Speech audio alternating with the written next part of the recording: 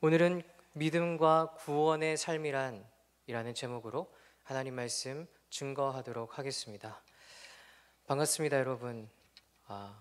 1년 만에 이 자리에 다시 서게 되는 것 같습니다.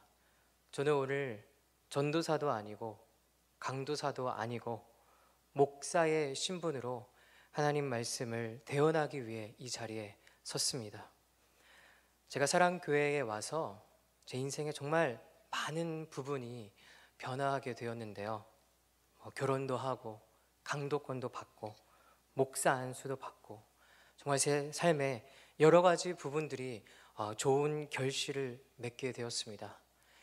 이 결실이 있기까지 하나님의 은혜와 사랑, 그리고 그분의 인내, 또 무엇보다 우리 사랑교회 성도님들의 많은 기도와 진심 어린 격려가 있었다는 말씀을 드리고 싶습니다. 그리고 이제는 목사로서 믿음과 신앙이 더욱 무르익고 영혼을 진심으로 사랑하는 참된 목자가 될 수 있도록 여러분들 꼭 기도를 부탁드리고요. 또 오늘 들려지는 이 말씀을 통해서 하나님의 은혜를 마음껏 누리셨으면 좋겠습니다. 오늘 본문을 보게 되면 두 명의 사람이 등장하게 되죠. 한 명은 회당장 야이로라는 사람, 그리고 또 한 명은 12해 동안 혈루증으로 고생하고 있는 여인이 등장하게 됩니다. 여기서 회당장 야이로는 자신의 딸을 살리기 위해서 예수님께 접근합니다. 그리고 혈루증 여인 역시 자신의 병을 고침받기 위해 예수님께 접근하는 내용으로 스토리가 진행되고 있습니다. 저는 이 말씀을 준비하면서 죽어가는 야이로의 딸과 혈루증 여인의 상황과 처지를 생각해 봤을 때 오늘날 우리의 상황과 처지도 이와 동일하지 않을까 그렇게 생각합니다. 왜 그런가 하면 우선 최근 이 본문의 해석 트렌드를 잠시 말씀해 드리자면 이 야이로의 딸과 혈루증 여인이 공통점으로 나타나는 이 두 가지의 사실이 있는데요. 바로 12라는 숫자와 죽음이라는 단어가 두 인물의 공통 분모로 나타나고 있습니다. 말씀을 보시면 이 죽어가는 야이로의 딸의 그 나이가 12살로 나와 있고요. 또 혈루증 여인 역시 그 병을 알아온 지 12해다라고 소개되고 있습니다. 그래서 죽어가는 12살짜리 아이와 12해 동안 병을 알아온 여인이 등장하고 있고, 이 스토리를 성경이 주목하고 있는 것을 보면 이것은 분명히 성경이 의도적으로 말하고 싶은 부분이 있는 것입니다. 그러면 오늘 본문은 이 두 여자를 통해서 무엇을 말하려고 하는가? 그것은 바로 이 당시 죽어가고 있는 이스라엘의 영적 상황을 잘 대변해 주고 있는 것입니다. 그 이유는요, 여러분, 성경을 해석하는 데 있어서 숫자는 굉장한 의미를 지닙니다. 자, 그러면 아까 12의 숫자가 12의 숫자가 이들의 공통 분모라고 말씀을 드렸는데, 그렇다면 여러분 12는 무엇을 상징하는 숫자일까요? 무엇을 상징할까요? 바로 이스라엘을 상징합니다. 이스라엘. 아시다시피 이스라엘은 12지파로 구성되어 있습니다.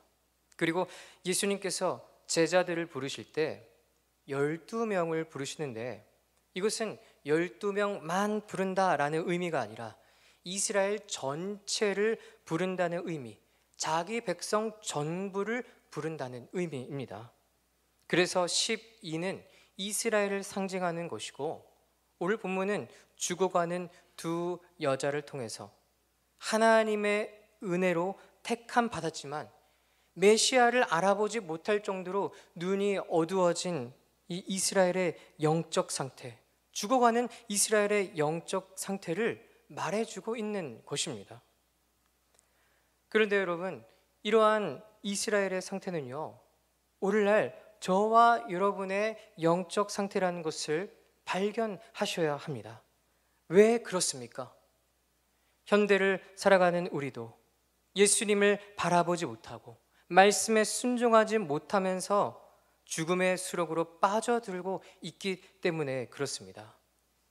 입술로는 예수님을 믿는다고 하지만 삶에서는 그 믿음이 전혀 드러나지 않고, 교회에서는 신실한 모습으로 헌신한다고 하지만 삶에서는 그 믿음의 삶을 전혀 드러나지 못하는, 가정에서는 불신자와 별 다를 바 없는 모습으로 살아가는 것이 바로 저와 여러분들의 모습이라는 것입니다.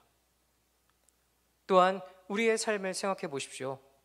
우리도 이 출혈이 멈추지 않는 이 혈루증 여인처럼 저와 여러분의 삶에도 여러 부분에서 멈추지 않는 출혈을 경험하고 있습니다. 예를 들면 우리의 통장 잔고가 그런 것 같습니다. 이 통장에 돈이 쌓여야 하는데 그렇지 않고 계속 출금됩니다. 월세, 공과금, 자동차 할부금, 자녀 학원비, 자녀 용돈, 대학 등록금, 차 산다고 하면 보태줘야지, 결혼하면 집 사줘야지, 결혼하고 애 낳으면 애 키워달라고 하지, 그렇게 해서 애 키워놓으면 저 할머니 음식 먹기 싫어요, 이런 얘기나 하지, 그렇다 보면 기력 빠지지, 기력 빠지면 건강 나빠지지. 이렇게 우리의 삶은 그 자체로 혈루 인생이라는 것입니다. 실제로 어떤 권사님이 이런 말씀을 하셨어요. 목사님, 저는 애들한테 전화가 오면 그게 그렇게 무서워요 하시길래 왜요? 물어보니까 애 봐달라고 할까 봐. 몸이 너무 아픈데 애 봐달라고 할까 봐 그게 그렇게 무서워요 라고 말씀하시더라고요. 또 우리 학부모님들 가끔 고충을 들어보면 우리 자녀들 키우느라 정말 스트레스가 이만저만이 아니라고 합니다.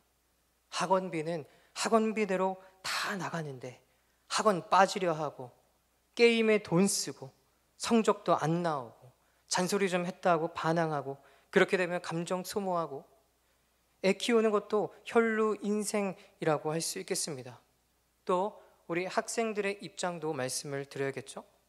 우리 학생들도 나름대로 부모님이 대주시는 이 학원비의 중압감과 부담감을 가지고 열심히 공부를 하기는 하는데 결과는 안 나오고, 그러면 부모님께 야단 맞고, 그렇다 보면 왜 내가 공부해야 되는지 모르겠고, 에이씨 공부 안 해 하다 보면 재수하게 되고, 그러면 또 부모님께 죄송하고, 이렇게 우리의 인생은요 출혈이 멈추지 않는 혈루 인생 그 자체입니다.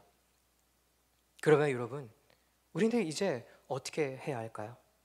신앙생활도 그렇고 우리의 삶도 그렇고 어느 것 하나 제대로 붙잡고 있는 것이 아무것도 없는데 우리는 이 인생을 어떻게 해야 할까요? 사랑하는 성도 여러분, 오늘 본문은 영적으로나 육적으로나 모든 부분이 망신창이가 된 우리의 삶에 특효약을 제공해 주고 있다고 믿습니다. 오늘 본 말씀 48절과 50절 말씀을 보면 주님께서 뭐라고 말씀하십니까? 따라 내 믿음이 너를 구원하였으니 평안히 가라 하시더라. 두려워하지 말고 믿기만 하라. 그리하면 딸이 구원을 받으리라. 여러분, 영과 육이 만신창이가 된 오늘날 우리의 삶의 특효약은 무엇입니까? 그것은 바로 믿음입니다. 믿음. 예수를 향한 믿음이 죽어가는 신앙을 회복시키고 지금도 출혈되고 있는 우리의 삶의 혈루 근원을 마르게 한다는 것입니다. 또한 믿음은 우리를 향한 모든 세상의 공격으로부터 성도들을 보호한다고 하는데요, 이 시간 스크린에 있는 말씀을 함께 보도록 하겠습니다. 에베소서 6장 16절 그리고 베드로전서 말씀, 우리 이 말씀 한 목소리로 읽도록 하겠습니다. 모든 것 위에 믿음의 방패를 가지고 이로써 능히 악한 자의 모든 불화살을 소멸하고 믿음으로 말미암아 하나님의 능력으로 보호하심을 받았느니라. 아멘. 그렇습니다. 믿음은 우리 그리스도인들에게 악한 자의 공격을 보호하는 방패가 되고 하나님의 능력이 됩니다. 그러므로 성도는 믿음을 앞세우며 살아가야 합니다. 우리의 무너진 경험을 믿음으로 세우고 지금도 출혈 중인 우리의 삶을 믿음으로 봉합해야 한다는 것입니다. 그렇게 되면 구원받은 자의 삶이 회복되는 놀라운 변화가 일어나게 될 줄을 믿습니다. 따라서 오늘 말씀은 이 야이로와 혈루증 여인의 모습을 살펴보면서 믿음과 구원의 삶이란 무엇인지 구체적으로 알아볼 때 많은 은혜 누리시길 소망합니다. 이 시간 본문 말씀을 한번 보도록 하겠습니다. 41절과 성경책을 보셔야 합니다. 41절과 47절 말씀을 한번 보도록 할 건데요. 이 두 구절을 보시면요, 야이로와 혈루증 여인의 공통된 행동이 등장하고 있는데 이 두 인물은 어떤 행동을 보이고 있습니까? 어떤 행동을 보이고 있죠? 맞습니다. 엎드리는 행동을 보이고 있습니다. 야이로와 혈루증 여인은 예수님 앞에 납작 엎드림으로 자신의 믿음을 드러내 보이고 있습니다. 이런 것처럼 여러분, 우리도 어떤 모습이 있어야 할까요? 예수님 앞에 엎드리는 믿음의 삶이 있어야 합니다. 그러면 더 나아가서 어떤 대상에게 엎드린다는 것은 무엇을 뜻할까요? 그 대상에게 굴복한다, 순복한다, 나의 존재와 주도권을 모두 내려놓는다는 의미를 가집니다.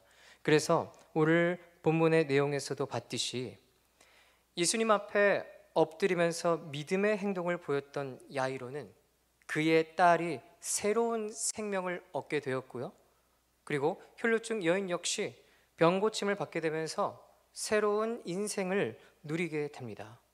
하지만 무엇보다도 이들에게 허락된 더 큰 복이 있다면 그것은 바로 구원입니다.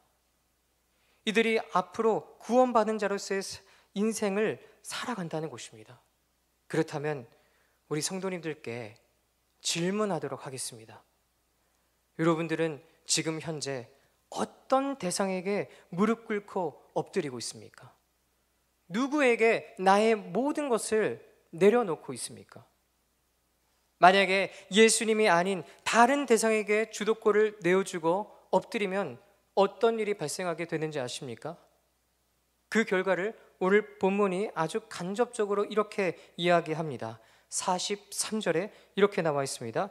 이에 12회를 혈루증으로 앓는 중에 아무에게도 고침을 받지 못하던 여자가. 여러분, 이 구절이 병행 본문인 마가복음에는 이렇게 표현되고 있습니다. 마가복음 5장 26절 말씀인데요. 자, 스크린을 보시면서 다 함께 읽도록 하겠습니다. 많은 의사에게 많은 괴로움을 받았고 가진 것도 다 허비하였으되 아무 효험이 없고 도리어 더 중하여졌던 차에. 아무래도 혈루증 여인은 예수님께 나오기 전에 다른 여러 의사들을 만났던 것으로 보여집니다. 하지만 그녀의 기대와는 달리 그 의사들을 통해 병이 낫기는커녕 상태가 더 심각해졌다고 성경은 이야기하고 있습니다. 여러분, 이러한 혈루증 여인의 이 경험을 봤을 때 예수님 외에 다른 대상을 의지하고 그 앞에 엎드리게 되면 많은 괴로움을 겪게 되고 가진 것도 허비하게 되고 더 끔찍한 결과를 맞이하게 된다는 사실을 우리는 심각하게 받아들여야 할 것입니다. 지금 현재 우리의 삶에 출혈되고 있는 수많은 영역들, 돈, 자녀 교육, 건강 등등 이 모든 것들을 하나님께 내어드리지 않는 불신의 모습을 보이면 이러한 것들을 점점 잃게 된다는 것입니다. 나의 재산을 하나님의 아닌 부동산, 주식, 재산 관리자에게 맡기고 엎드리면 그 재산은 반드시 점점점 잃게 될 것입니다. 또 자녀의 교육을 하나님이 아니라 학원에게 전부 맡겨버리면 그 아이의 미래는 점점 어두워질 것입니다. 건강도 마찬가지죠. 나의 건강도 하나님이 아닌 의사에게 여러 가지 스포츠 활동, 골프, 등산, 축구 등등 이러한 것들에게 나의 주도권을 다 맡겨드리고 엎드리면 그 건강마저도 잃게 될 것입니다. 사랑하는 성도 여러분, 저는 지금 여러분들에게 저주하는 것이 아닙니다. 기본적으로 내 삶의 주도권을 누구에게 맡기고 있는가? 지금도 출혈 중인 내 삶의 문제를 믿음으로 해결하지 않고 그저 세상적인 방법으로 출혈을 막고자 하는 것은 아닌지 깊이 생각해 보시기를 바랍니다. 여러분, 오늘 본문은 분명히 말해줍니다. 야이로와 혈루증 여인은 예수님께 엎드리면서 자신의 모든 주도권을 다 내어드렸기 때문에 그들은 새 생명과 새 인생을 누리게 되었습니다. 저와 여러분도 이 두 인물처럼 주님께 납작 엎드리는 그 믿음의 행동을 보였을 때 그때 새로운 생명과 인생을 누리게 될 줄 믿습니다. 그래서 믿음과 구원의 삶, 첫 번째는 예수님께 엎드려라, 이 말씀을 드리고 싶습니다. 다음 대목을 보도록 하겠습니다. 이번에는 혈루증 여인, 이 한 사람의 모습을 살펴보려고 하는데요. 자, 오늘 본문 말씀을 보도록 하겠습니다. 우리 성경책을 직접 보고 읽도록 할 건데요. 자, 47절 말씀을 우리 한 목소리로 읽도록 하겠습니다. 여자가 스스로 숨기지 못할 줄 알고 떨며 나와 엎드려 그 손댄 이유와 곧 나은 것을 모든 사람 앞에서 말하니, 예수님은 자신의 딸을 살려달라는 야이로의 부탁을 받고 그의 집으로 향하는 도중에 혈루증 여인이 등장해서 예수님의 옷자락을 손을 대는 그런 사건이 발생하게 됩니다. 그때 예수님은 그 복잡한 인파 속에서 자신의 옷자락을 만진 사람이 누구인지 반드시 찾아내고야 말겠다는 그런 모습을 보이시는데요. 그러자 47절에 그 여인이 자진해서 자신의 존재와 또 예수님께 손을 댄 이유를 많은 사람들 앞에서 고백하게 되는 상황이 연출되고 있습니다. 저는 이 장면을 생각하고 묵상하면서 이것은 예수님이 의도적으로 연출하신 상황이 아니겠는가 하는 생각을 하게 됐습니다. 왜냐하면 하나님의 속성 중에는요, 전지전능이라는 속성이 있습니다. 그래서 모든 것을 아시고 모든 것을 할 수 있으신 분이 자신의 옷자락을 만진 사람이 누구인지 정말로 몰랐을까라고 한다면 저는 그렇게 생각하지 않습니다. 예수님은 알면서도 일부러 그 여인을 찾았던 것이고 예수님의 옷자락만 만져도 자신의 병이 나을 것이라는 이 믿음의 고백을 그녀의 입술을 통해 수많은 사람들에게 알리기 위해 예수님은 혈루증 여인을 그렇게 찾으셨던 것입니다. 또 결정적으로 47절 말씀을 자세히 보시면 여자가 스스로 숨기지 못할 줄 알았다고 하나요? 몰랐다고 하나요?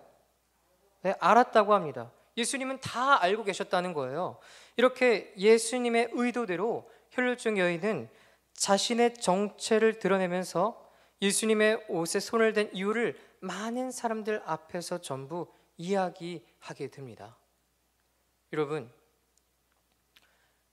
우리는 이 혈루증 여인의 모습을 통해서 믿음과 구원의 삶 두 번째 포인트를 발견할 수 있습니다.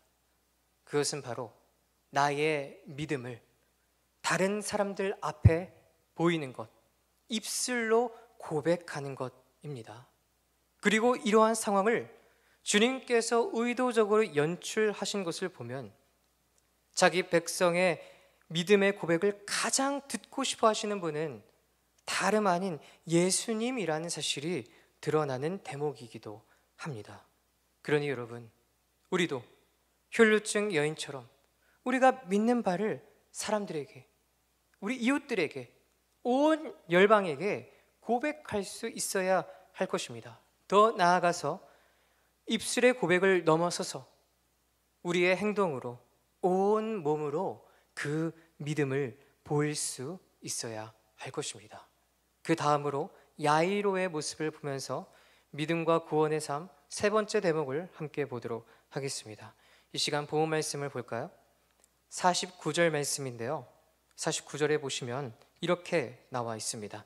아직 말씀하실 때에 회당장의 집에서 사람이 와서 말하되 당신의 딸이 죽었나이다. 선생님을 더 괴롭게 하지 마소서 하거늘. 병고침 받은 혈루증 여인의 귀한 고백이 있고 난 이후에 이 야이로에게는 청청병력과 같은 소식이 들려옵니다. 바로 그의 딸이 죽었다는 소식을 접하게 되는데요. 그러고 나서 야이로는 다른 여러 사람들에게 자신의 딸이 죽었다는 소식을 연속해서 접하게 됩니다. 52절 말씀을 보면 집에 도착했더니 딸의 죽음을 확실히 알리는 사람들의 통곡 소리를 접하게 되고, 또 53절을 보면 아이가 아직 죽지 않았다, 자고 있다라고 했던 예수님의 말씀에 사람들의 비웃음 소리를 듣게 됩니다. 사랑하는 성도 여러분, 여러분 같으면 이런 상황에서 어떤 마음이 들겠습니까? 분명 야이로는 혈루증 여인이 회복되는 그 기적의 현장을 목격하긴 했지만 딸이 죽었다는 소리, 딸의 죽음을 알리는 울음소리, 딸이 잔다고 하는 예수님의 말씀에 어이없다고 반응하는 이 사람들의 비웃음 소리, 이렇게 3번 연속으로 딸의 죽음을 알리는 소리를 들으면 여러분 어떤 마음이 들겠습니까? 당연히 절망할 수밖에 없습니다. 물론 앞선 상황에서 혈루증 여인의 회복을 눈으로 지켜봤지만 딸이 죽었다는 소리를 3번 연속으로 듣게 되면 그때는 예수님을 향한 믿음이 흔들리지 않을까요? 믿거나 말거나 하지만 유튜브를 보면요, 치유 집회, 축기 집회를 검색해 보시면 정말로 병이 치유되고 귀신이 떠나가는 그런 영상을 우리가 찾아볼 수 있습니다. 그리고 그 당시 현장에 있었던 사람들, 또 그 당사자들의 인터뷰를 들어보면 그 기적이 사실이라고 합니다.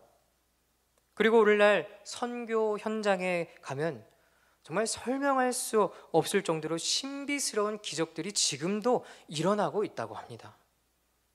그런데 그럼에도 불구하고 그 영상 속에 있었던 기적, 선교 현장에서 나타나는 기적이 정말 사실일까? 하면서 의심하는 이유는 무엇입니까? 답은 간단합니다. 나에게 그런 기적이 일어나지 않기 때문에, 내 이야기가 아니기 때문입니다. 그래서 어쩌면 야이로는 예수님과 함께 집으로 가는 그 발걸음이 그리 가볍지만은 않았을 것입니다. 또 집에 돌아서자마자 딸의 죽음을 알리는 이 사람들의 울음소리와 비웃음소리를 듣는 순간 어쩌면 그의 믿음은 속절없이 무너졌을지도 모릅니다. 하지만 그렇다고 해서 야이로는 예수님과 동행하는 것을 멈추지 않았죠. 선생님을 더 괴롭게 하지 말라는 종의 소리에 굴복하지 않았습니다. 딸의 죽음을 알리는 통곡 소리에 주님 이제 그냥 돌아가시죠 라고 하지 않았습니다. 그는 믿음이 흔들리는 과정 속에서도 주님 곁을 떠나지 않고 주님이 하시는 일을 막지 않았습니다. 그렇다면 야이로는 어떻게 이렇게까지 예수님을 신뢰할 수 있었을까요? 그가 예수님을 끝까지 믿을 수 있었던 그 원동력은 무엇일까요? 그것은 바로 예수님의 말씀이 야이로의 믿음을 강하게 붙들었기 때문입니다. 야이로는 딸의 죽음을 알리는 사람과 세상의 소리를 들었지만 곧바로 누구의 소리를 들었는가 하면 생명을 알리는 예수님의 말씀을 들었습니다.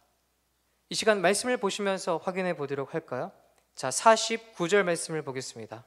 49절을 보시면, 자, 딸이 죽었으니 선생님이 오셔도 소용없다, 선생님을 더 이상 괴롭게 하지 말라 라고 하는 종의 말이 나온 뒤에 50절을 보시면 예수님께서 곧바로 이렇게 말씀하십니다. 두려워하지 말고 믿기만 하라. 그리하면 딸이 구원을 얻으리라. 그리고 52절, 야이로와 예수님 일행이 집에 이르렀을 때 딸의 죽음을 알리는 사람들의 울음소리에도 이번에도 예수님은 곧바로 이렇게 말씀하십니다. 예수께서 이르시되 울지 말라, 죽은 것이 아니라 잔다 하시니. 그리고 마침내 53절에서 사람들의 비웃음 소리에 맞서는 듯한 예수님의 행동이 등장합니다. 예수님은 말씀이 역사가 되도록, 말씀이 현실이 되도록 그의 딸을 일으켜 세우시고 새로운 생명을 베풀어 주십니다. 사랑하는 성도 여러분, 우리의 삶에도 여러 가지 소리가 들려옵니다. 예수님을 믿으면 뭐해? 교회 다니면 뭐 할 거야? 기도하면 문제가 해결돼? 이러한 죽음의 소리가 우리에게 들려옵니다.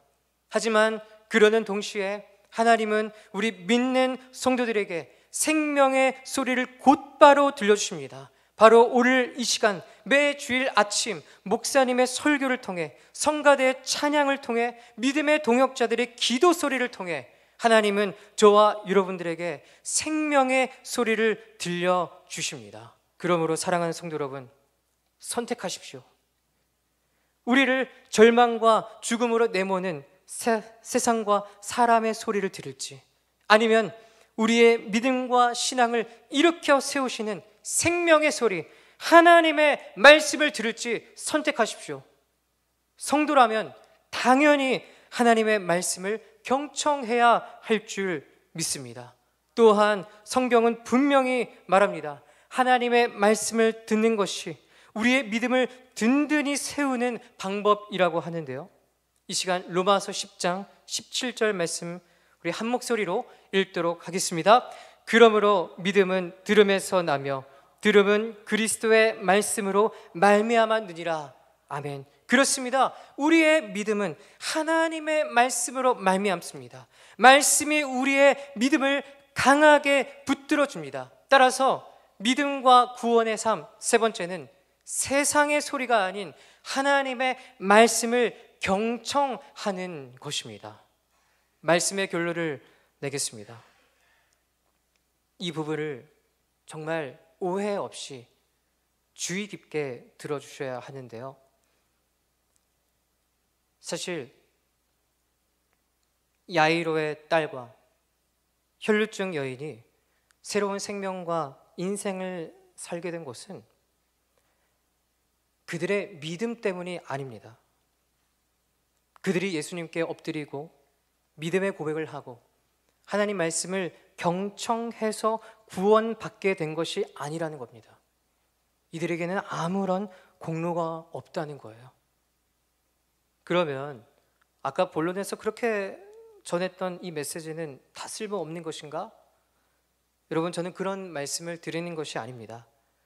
앞서 설명해 드린 것처럼 주께 엎드리고 믿음을 고백하고 하나님 말씀을 경청하는 이 믿음의 삶을 우리는 열심히 살아내야 합니다. 그런데 그 행위가 구원을 보장하지 않는다는 것입니다. 여러분, 오늘 본 말씀 40절을 한번 볼까요? 40절 말씀을 보시면 예수님이 거라사 지방에서 악한 귀신을 쫓아내시고 갈릴리로 돌아오시는 장면이 나옵니다. 그러면서 이 예수님의 복귀를 환영하는 무리가 기다리고 있다, 이렇게 성경이 말하고 있는데요, 만약 여기에서 예수님이 자신을 환영하고 축하하는 그 무리에게 가셨더라면 이 야이로의 딸과 혈루증 여인은 어떻게 됐을까요? 아마도 그들은 처참한 죽음을 맞이했을 것이 분명합니다. 하지만 예수님은 자신을 반기는 무리, 그저 기적을 보고 환호하는 무리를 주목하지 아니하시고 자신을 향한 믿음을 보인 두 사람을 주목했습니다. 그러니까 애초에 예수님의 관심과 시선은 믿음으로 사는 자에게 있다는 것이죠. 결국 믿음으로 사는 성도를 주목하시는 예수님의 의지가 선행되었기 때문에 야이로와 혈루증 여인, 이 두 사람의 믿음이 의미가 있는 것입니다. 그러니 사랑하는 성도 여러분, 우리는 믿음과 구원의 삶을 살아내야 합니다. 매일 주께 엎드리고 나의 믿음을 고백하고 하나님의 말씀을 경청하는 삶을 살면 새로운 생명과 인생을 누리게 될 것입니다. 우리의 인생의 출혈이 마르게 될 것입니다. 예수님이 주목하시는 복된 믿음과 구원의 삶을 살게 될 것입니다.